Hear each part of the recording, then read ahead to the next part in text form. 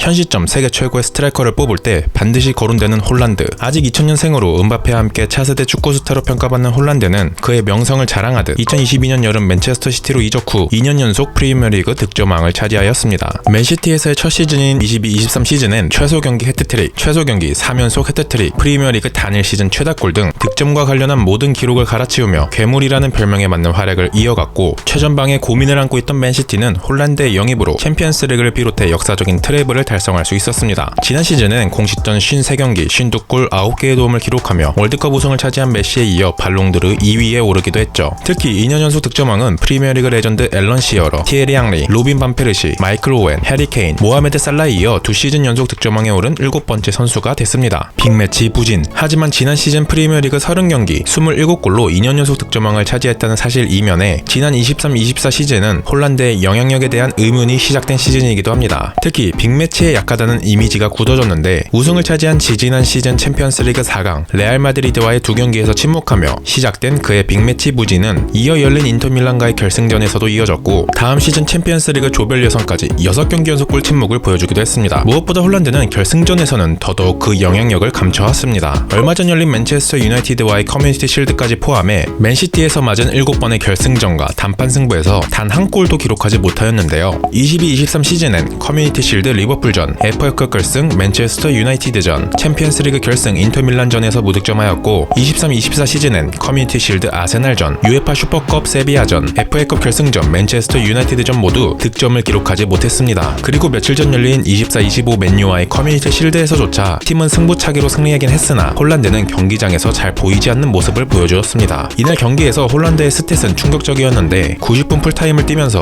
슈팅 0회, 드리블 시도 1회, 터치 18회, 패스 14회 중 8회 성공, 볼 소유 실패 8회 등 프리미어리그 2년 연속 득점왕을 기록한 괴물의 모습은 하나도 찾아볼 수 없었습니다. 이렇듯 지난 2시즌 동안 프리미어리그 67경기에서 63골을 넣은 홀란드의 위력이 정작 어떤 경기보다 필요한 결승전 또는 단판 매치에서는 나오지 않는 것입니다. 사실 홀란드가 빅매치에서 부진한 건 맨체스터 시티 이전부터 이어져 왔습니다. 맨시티 이전 도르트문트 시절부터 치면 2021년 독일 축구협회 포칼 결승부터 3년째 결승전 단판 승부 8회 연속 무득점을 기록 중이며, 심지어 홀란드는 몰데, 짤즈부르크, 맨체스터 시티까지 커리어 역사상 있었던 총 5번의 준결승에서도 모두 무득점을 기록 중이기에 빅매치만 되면 작아지는 그의 존재감이 관심을 받기도 했습니다. 단순 컵대회뿐 아니라 특별히 지난 시즌엔 우승을 다툰 아스날전에서 극심한 부진을 겪은 홀란드이기도 한데요. 23-24 시즌을 알리는 커뮤니티 실드 아스날전에선 팀 전체가 아스날의 강한 압박에 고전하기도 했지만 64분을 뛰며 슈팅 0회, 터치 13회, 패스 11회 중 6회 성공 등 이번 시즌 커뮤니티 실드보다 더욱 안 좋은 경기력을 보여주었으며, 특히 치열한 우승을 다툰 지난 시즌 리그 8라운드 아스날전에서는 평점 5점이라는 최악의 활약을 보여주며 로이킨으로부터 4부 리그 수준이라는 혹평을 받기도 했습니다. 포처.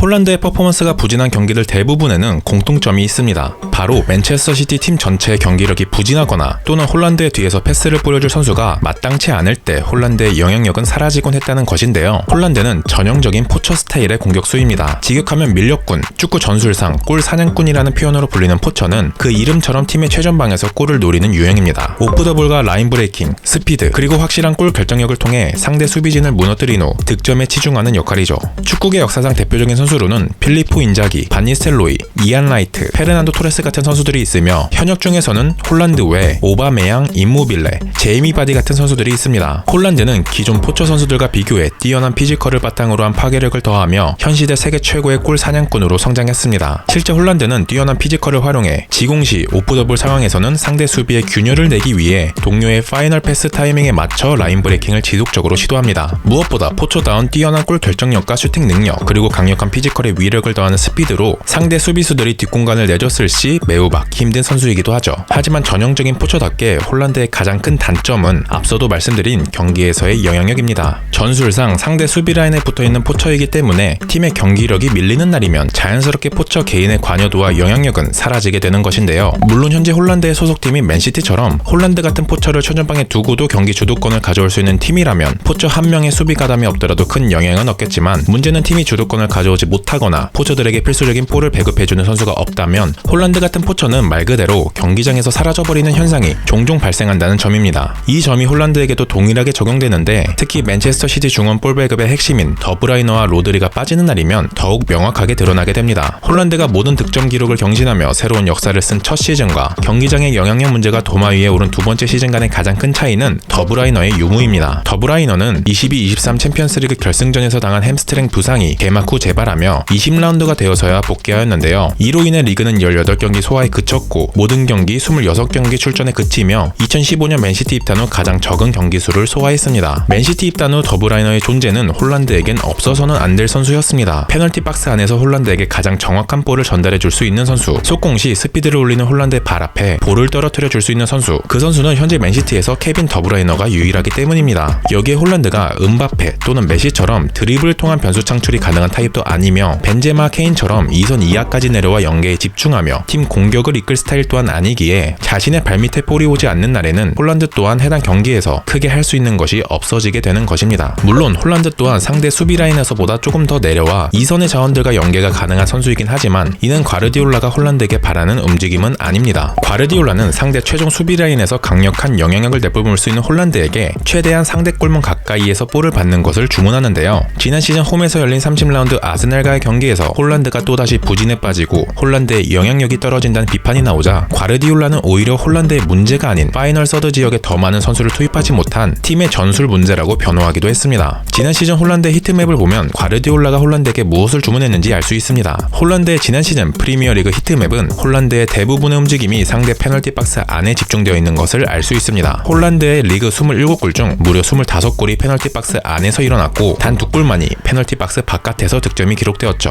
특히 2010년대가 시작되며 공격수의 활동량과 수비 가담이 중요한 개겐 프레싱, 연계와 패스 능력이 필수인 티키타카, 강한 체력의 시메오네식 4-4-2 압박 축구 등 세계적 전술 트렌드가 급격히 변화하며 포처 스타일의 선수들이 경기장에서 큰 두각을 나타내기 힘든 환경으로 점점 변화하고 있습니다. 빅찬스 미스, 지난 시즌 홀란드의 존재감이 더욱 돋보였던 이유는 그의 놀라운 빅찬스 미스에도 기인합니다. 프리미어리그 공식 발표에 따르면 지난 시즌 빅찬스 미스 1위는 놀랍게도 홀란드로 무려 34번의 빅찬스 미스를 기록했는데 이는 2위인 리버풀의 다윈 누네즈보다 7개, 3위인 첼시의 니콜라스 잭슨보다는 무려 10개가 더 많은 수치입니다. 실제로 지난 시즌 홀란드의 기대 득점 값은 29.32골이지만 홀란드는 이보다 2골 적은 27골로 시즌을 마무리하게 되었죠. 홀란드의 빅찬스 미스는 챔피언스 리그에서도 이어져 12개의 빅찬스 미스를 기록하며 지난 시즌 챔피언스 리그에서조차 빅찬스 미스 부문 1위라는 불명예를 얻기도 했습니다. 하지만 빅찬스 미스와 관련해선 홀란드가 다소 억울할 수 있는 부분 또한 있습니다. 홀란드는 사실 지난 시즌뿐 아니라 엄청난 득점 세례로 센세이션을 일으킨 22-23 시즌에도 리그에서만 빅찬스 미스를 28번 기록하며 1위에 올라섰는데요. 하지만 그 당시에는 아무 조명 없이 지나갔다가 갑작스레 이번 시즌 그의 빅찬스 미스에 주목하는 이유는 앞서 서술한 점점 돋보이는 그의 부진한 경기력이 영향을 미친다고 볼 수 있습니다. 무엇보다 그렇게 많은 빅찬스 미스를 했더라도 결론적으로 프리미어리그에서 2시즌 연속 득점왕을 차지한 선수라는 점을 고려해봤을 때 물론 홀란드가 결정적인 찬스를 정량적으로 많이 놓친 건 사실이긴 하지만 그만큼 맨시티의 주전 공격수가 한 시즌 동안 얻는 골 기회가 수없이도 많다는 반증이 되기도 하는 것 같습니다. 여러분들은 홀란드의 존재감이 경기장에서 사라지는 원인이 무엇이라고 생각하시나요? 자유롭게 의견 작성 부탁드리며 이상 택배 크로스 장인 장카푸였습니다.